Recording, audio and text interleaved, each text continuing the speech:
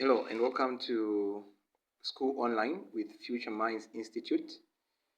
In today's lesson, we are going to take on mathematics, subject mathematics, and the topic we're going to revise for those who are writing is integration. Remember to register now for a quick revision with FMI. We do fast track revision with you and prepare you for the exam.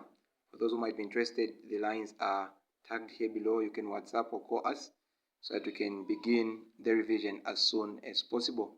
So let's delve into the two questions that we're going to revise today. Right, so these are the questions we're going to revise today.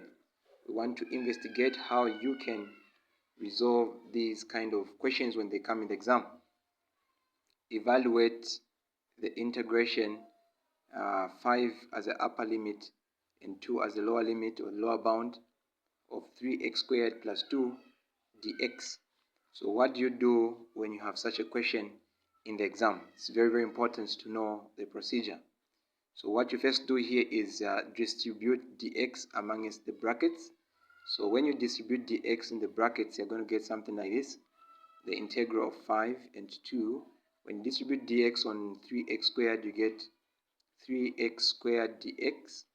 Then you get this sign here. If it's negative, it will be negative. If it's positive, you put positive. So plus. If you distribute dx where there's 2, you are going to get the integral first. The integral, the upper limit, or the upper bound, and the lower bound of 2 dx. So then what next? You're going to now integrate this one separately, and also going to integrate this one separately. As a rule is, under integration, if you're integrating, you are actually getting back the thing that was differentiated. So to this power here, you check what the power is here, you add 1, and whatever you're going to have here on top, the addition of this top part will also be divided.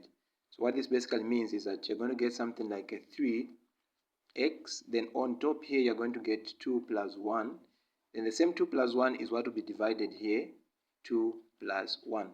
But remember, since we have integrated this, you have this lower bound and upper bound.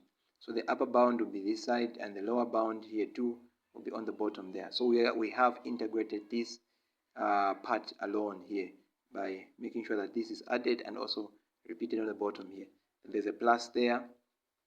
Then you do the same here. Now, the way you see this number, any number that was differentiated to give us this constant number had an x somewhere. So you see this as 2x to the power 0, because we know that any number raised to the power 0 is basically 1. So you know that x to the power 0 is equal to 1. So implying that this is just basically 2. So this you're going to get something like this. You say 2x to the power 0 plus 1, because this is just basically 1. Everything over 0 plus 1. And don't forget the limits of integration, 5 as well as 2. Then you can proceed here with the calculation. You're going to get 3x to the power 3, everything over 3 here. Don't forget the limits of integration, very important, 5 there and 2 plus. We get back to this part here. You know that x to the power 0 plus 1 is just 2x. Then here 0 plus 1 is just 1, and any number divided by 1 is actually the number itself. So this here will just give us 2x. Don't forget the limits of integration there. So we get something like this. From this part here, we know that this can still cancel with that. So this 3 here can still cancel with this 3 there, which will give us something like, okay, let's do this. It's going to give us something like an x to the power 3. Then the limits of integration there is 5 and also 2 plus. Then here you're going to get 2x. Then also you get here the upper limit and also the lower limit. So now what you basically do here is you're going to start with the upper limit. You distribute the upper limits on the two variables here and this side. You're going to distribute the upper limit. You always start with the upper limit, upper bound. So for the upper bound here, you're going to put wherever there's x here, you put 5. So you're going to get something like this here. In the first part, you get 5 to the power 3, then plus. You're also going to distribute 5 here on the value of x here, because we're dealing with the upper bound on both of them and adding them, So here I'm going to get 2, and this would be 5 there. So this is for the upper bound, Now remember, when you're integrating, you're subtracting the upper bound minus the lower bound. So minus, then you go to the lower bound. For the lower bound, you're going to get, from the first one here, you're going to put 2 where there's x.